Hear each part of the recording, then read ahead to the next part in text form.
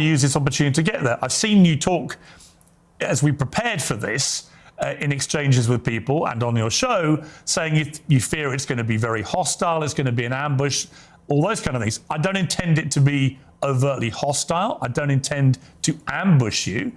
I intend it to be an examination of what you said on the record, an examination. How revelatory, right? I mean, if I'm not mistaken, Nick's like a year younger than me, I think. I'm pretty sure. Also, I'm just going to go ahead and drop this. Like, that state I'm referring to is Illinois. I'm from Illinois, and so is Nick Fuentes. He actually grew up only like a hour, like maybe less than away from me. So this is this is fellow state blood of Illinois, and so I feel even more, I feel more inclined so that you guys can, so that any person can see. And don't worry, I'm going to be on camera more soon and be doing a whole lot more work because America needs someone. Needs a lot of us to start standing up and speaking up against this stuff. And it's time someone like myself and all different kinds of other people also start standing up and dealing with this stuff. It's time to show Americans what real strength looks like, solidarity with their fellow human beings, standing up against oppression. That's true conviction. But since Nick Fuentes is a spineless, subhuman degenerate who should be tossed in the gulag for life as soon as possible, he doesn't even have the wherewithal, the self-awareness, the basic levels of intelligence to recognize that being on this program is going to be one of the greatest things for his career. I wouldn't say the greatest, but definitely one of the greatest. And yet he was still too much of a quivering little pussy. He was like, I hope I don't get ambushed. I hope I don't get flanked. I hope I don't get attacked. Oh, I'm so skilled. Right? If you're a communist, you're listening, watching it, you know every day that you live in Western civilization, you are constantly dealing with people nonstop attacking you, misrepresenting you, strawmanning you, like giving, like Hassan Piker talks about getting death threats, and he's like a progressive, bro. Like, I'm not exactly anti-Hassan, but at the same time, he's not a Marxist. He's not a socialist. The guy was using the left-wing anti-communism infantile disorder essay by Lenin like a couple months ago as in a very cringe moment, justifying Democratic Party entryism in the middle of endorsing Graham Plattner. Who is Graham Plattner, by the way, is like a ex-mercenary of BlackRock. And has almost certainly done absolutely heinous crimes, right? I mean, you can think of Graham Plattner as like American IDF, basically. It's like a 1-to-1 in that situation. And to Hassan's credit, I don't think he's, I think it's, I mean, any person with a pulse, not everybody, cough, cough, individuals on the schmajority schmaport, right? But for the most part, plenty of left commentators, Western Americans especially, are finally starting to reject him, right? But nonetheless, right, like that needs to be a deal breaker, right? And yet it's just another instance of like weaponizing progressive politics, pseudo working class politics to build a new image for the Democratic Party, for some new ghoul to run for office. Excuse me. And honestly, as much as I hate to say this right now, Zoran Mohamdani seems to be more and more like he's going to be also a compromised person. He's not going to be standing up for what's right. And this is a guy who founded his Students for Palestine chapter as university, who once upon a time long ago had a spine, and now he's saying that Hakeem Jeffries should be the Democratic Party head, the leader of the Democratic Party. Chai Ossier should not be allowed. He discouraged him from running against Hakeem Jeffries, even though Hakeem Jeffries is like a demon, and we should all be against him. Hakeem Jeffries is on the Epstein list, in case you didn't know. And Zoran was like calling Venezuela and Cuba dictatorships. I mean, this, Zoran is unfortunately just another AOC / AOCIA, if you will, and Bernie Sanders, who, by the way, Bernie Sanders still will not call Israel a settler colonial state. He might have called it a genocide once or twice. I think it's a humanitarian crisis. That's whatever you want to call it, it's a humanitarian crisis. That's there's something so deeply compromised about the most progressive, popular so-called left-wing politician in America being unable to condemn like what we are all literally watching before our eyes. Like it's a second Holocaust for all intents and purposes of using like the word. It's a second Holocaust, like in every sense. And Bernie Sanders is still too much to he's still too much of a bitch, really. I'm sorry. We don't need to owe respectability to people that are wrong and doing the wrong thing. All right. The only way you get through to people like that is by being relentless. And it's bitch behavior. It's classic bitch behavior. And I don't expect anything less from the man who, like, again, has done a lot of good for America, has helped like push for things and been like a good, he used to be a big part of my own journey to like left-wing politics. I also briefly worked on the Sanders campaign back in 2020 as well. This was like right before I became a Marxist, actually, because when Bernie dropped out and endorsed Biden, I was like, okay, this is GG, man. There's no saving this person and this party. So like this is Bernie Sanders is a big contributor to not only me but a lot of Western leftists. Hopefully, when I say leftists, like you're a communist, right? But there are unfortunately plenty of people that aren't. There are plenty of people in America, specifically Westerners as well, who kind of see Bernie Sanders as like, wow, that guy really helped me. Kind of like he really helped me wake up and get pushed along the progressive pipeline, right? But what do you know? When you don't go far left enough, right? When you're not far left, you are to the right in some way. You understand this is just like it's just directional logic at this point. Everyone's so obsessed with calling far leftists crazy that by definition, to be not a communist, not an anarchist, you have to be at least somewhat right wing, right? And you can see that so easily. Zoran, AOC, Graham Plattner, Bernie Sanders, right? And a lot of these kind of like Democratic apologists, so pseudo leftists that are American prominent talking heads and pundits. I wouldn't really consider Hassan Piker like that. He's just Hassan's like a Muslim immigrant, man. I think people go after him a little too hard, and they don't really realize what he's like dealing with a lot of the time. But nonetheless, there are way worse offenders than him.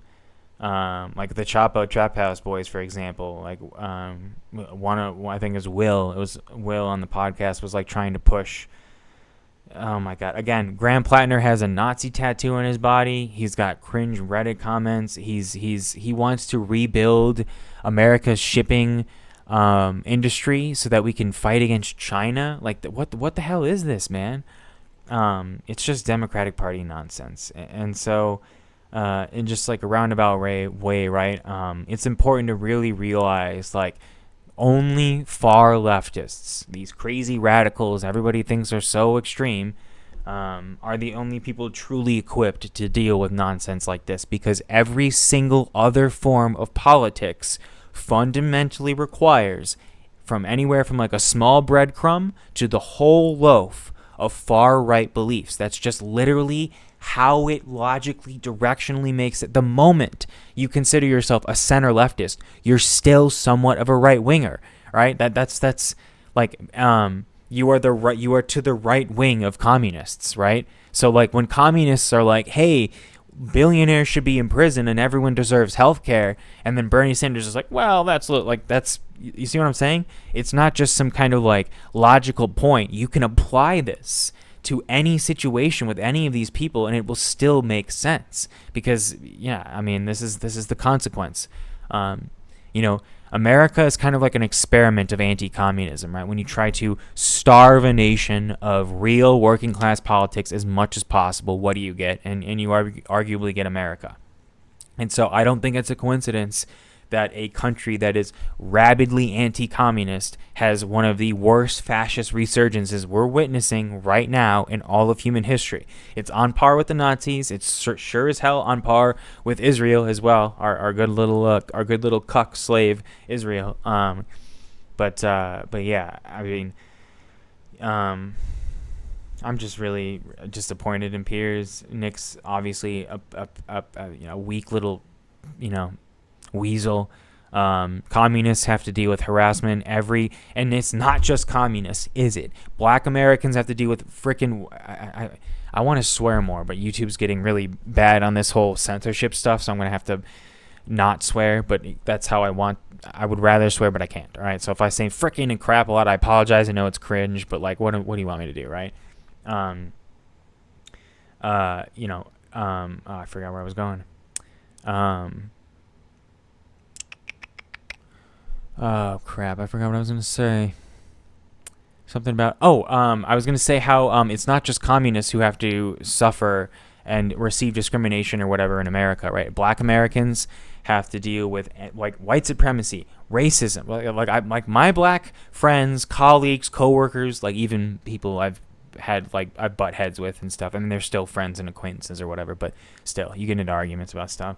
Like women I've been with, right? Like I've had so much of these conversations with them about like, I had a friend I once worked with at this pizza place, real nice guy, like quirky, funny, gentle, who's a father, good dude. And he was telling me how when he was at Walmart checkout, I think it was like self-checkout. He was like scanning all the items or whatever, and he could like feel what I mean, I don't know if this is the academic term, but I'm just going to say it, right? Like it's like the white gaze of like white people watching like black people as some type of spectacle to watch. If you don't really know what I'm talking about, look up the clip from Get Out, the movie. And there's this scene where Daniel Kaluuya's character, I think his name's Chris, is like walking up the stairs to the Armitage's house. It's like the second floor, and all the white people in the house like watch him go upstairs. There's also another clip I'd like to reference it from Atlanta, my favorite television show, one of the greatest shows ever made. Everyone should watch it. Please watch it. Atlanta. It's unbelievably fantastic.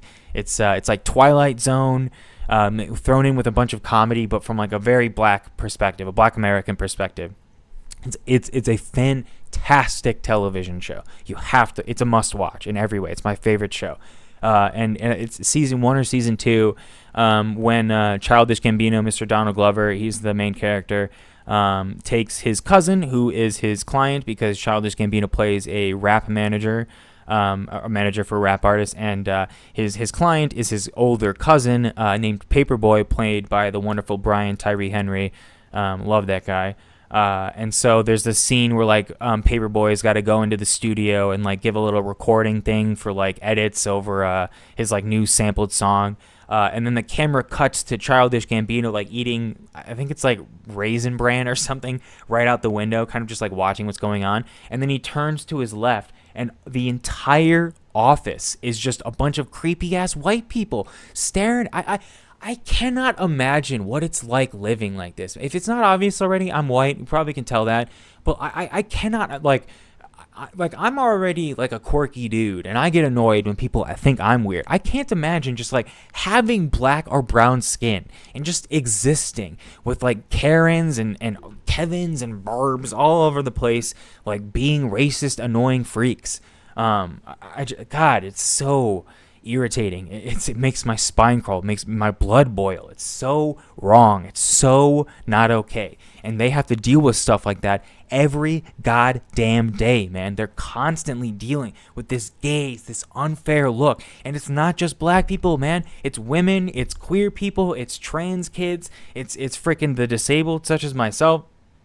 Like, it is a wide group of people that are constantly dealing with some form of oppression in an unequal society, in a capitalist society, because capitalism is inherently unequal.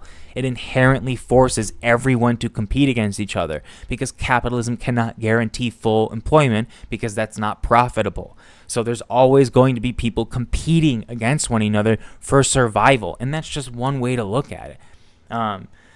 Yeah, again, I mentioned earlier, like I'm going to be pausing and talk, like we're like literally not even 3 minutes in the video right yet, just over it. Like there's 2 hours of this, there's 3 minutes of this. It's probably going to be a long couple of videos and stuff, and I'm sorry if it's like annoying or whatever, but I'm gonna just talk, man. I'm gonna give commentary. I would rather speak my mind, talk about this stuff.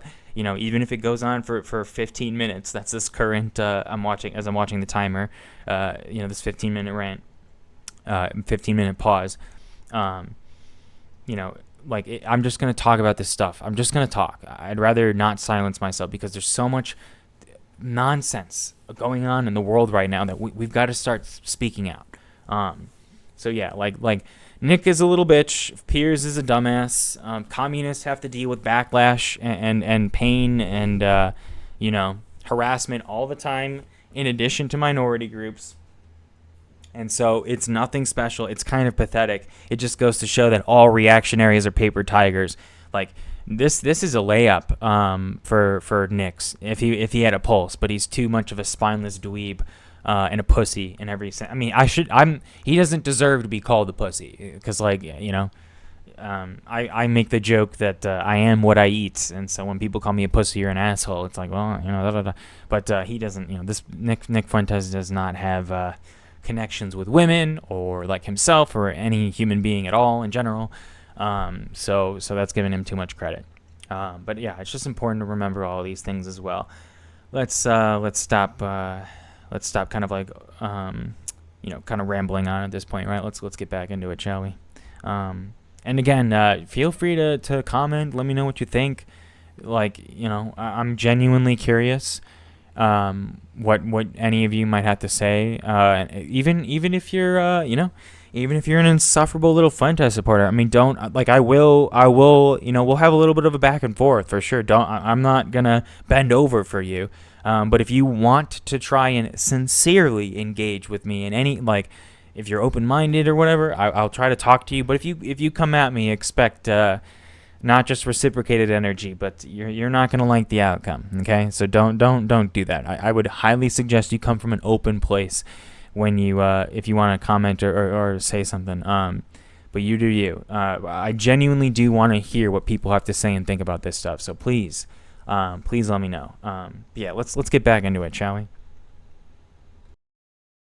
Of what you believe or what you say you believe, and an examination of what your rising popularity says about the state of the conservative movement in America. So those are my goals from this interview. What are your goals? Why are you doing it?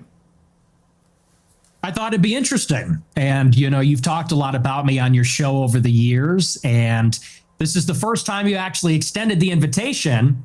I think it might be the second, actually. I think we talked about doing it during A24 a few years ago, but you've talked a lot about me with the panel, and now you've extended the invitation to talk to me. And I think it'd be interesting for me to maybe clarify some positions and maybe get to know you a little better as well. So I'm looking forward to it. There is a belief. Sorry, yeah, and I promise I won't do 15-minute rants every time I pause. But just to if a woman is watching this, or a queer person, or a black person, are you not getting awful vibes from Nick Fuentes? There's no way it's just me. He reeks of bad vibes, right? He's trying to use this aesthetic of talking in this kind of 1970s, 80s, 90s conservative pundit talking, almost replicating Tucker Carlson or something like that. But it's very clear he's just a ghoul, right? He's just kind of like a demon who probably doesn't know how to wash his own ass, right? There's no way you guys aren't getting that vibe too, right? There's no way. I mean, if he's failing my vibe check, there's no way he's passing yours, right? I mean, let me know what you think, but Jesus Christ. Oh my God. I just realized. Okay, all right, we'll have to see if he picks up his coffee cup that Nick's got in front of him right there, the little blue thing. But I literally have a tea that I'm drinking right now that, from what I'm looking at, looks almost identical to what his. God, I hope it's not identical. I'm gonna cry if it is. God, I think what makes me so unnerved about Nick Fuentes is that I wasn't a white supremacist, but I did used to be kind of like a Ben Shapiro or Charlie Kirk. I was in my debate team in high school. I was in Scholastic Bowl. I was in MUN. I received the graduating reward of the gavel award for my debate team in high school. I was voted most likely to be president. I mean, not that, these aren't flexes. I'm just describing my background. My graduating class was 200 people. It's not that big of a feat, right? But my peers saw me as that. My peers saw me as that, right? That's what I'm trying to say. I've been in debates at conventions. I'm not like a political genius yet, maybe one day, but I'm a pretty politically informed human being. And so when I see this, I see like the darkest timeline version of myself in some ways. He is, I know rot when I see it because I used to have plenty of it in me. I said I wouldn't go too long on this rant. Maybe I'll bring it up more later. But yeah, I used to be a pretty staunch Republican. I used to be a pretty insufferable Republican. I became more liberal when I was around 15, 16, 17, kind of like a straight up like progressive. I honestly called myself a socialist. I actually did a presentation on socialism in my theology intensive study class because I went to a private Catholic high school. So fancy and privileged, right? I promise you, I was only mildly insufferable. I wasn't like the rest of them. I'm a pick me private school kid. I'm not like the other private school kids. I wasn't as bad as the rest, but I definitely had cringe characteristics. There's no way I didn't. And just seeing so much of what I've overcome, how much have I changed, seeing like this other version, this alternate universe version somewhat of myself is just like a stark reminder that I've like made the right choices. I've really come far. I've done I guess is the best way of putting it. Like I was a Trump apologist in 2016. I was so nihilistic and insecure and trying to find my way through the world, dealing with depression, and other things.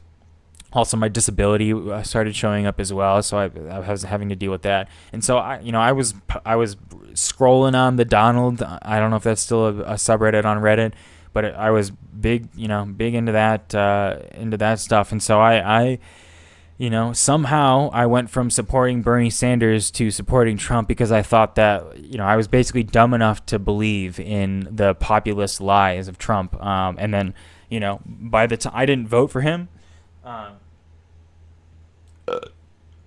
excuse me, 1 second.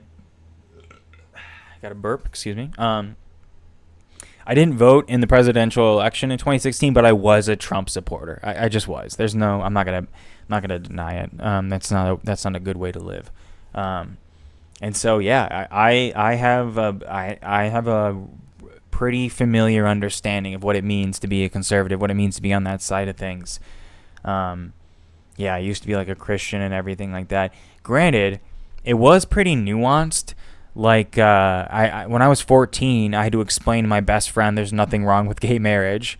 I was actually doing a lot of that in my high school as well. Trying to talk about why abortion is not evil and stuff like that. I was like one of 3 liberals in my grade. It was like me and 2 other dudes. One of them was my close friend. And so it was basically just us, and then all 197 other people were just right-wingers in our school. I spent a lot of my time arguing with people that gay marriage is totally fine and normal. And then right when I graduated that summer, the Supreme Court legalized gay marriage. And when that happened, you really people just stopped debating it. There were still right-wingers and stuff like that who were trying to still pretend, they can just get a civil union. It doesn't have to be marriage. That was like the biggest talking point back then.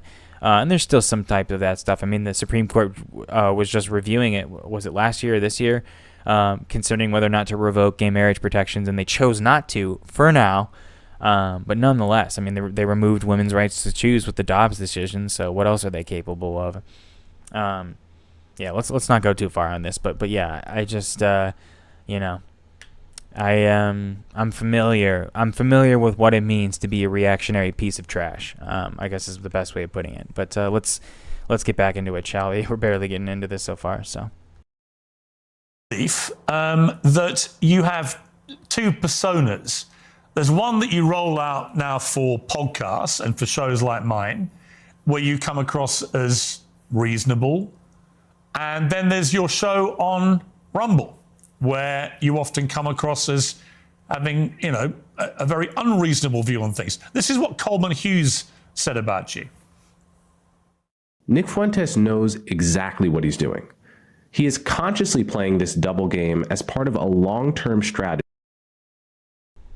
Sorry to interrupt. This one will definitely be short. But if anyone knows who Coleman Hughes is, this guy, I don't know who that is. This is some like lib stuff, right? I'm trying to look at the books he's reading in the background are all seem like lib stuff.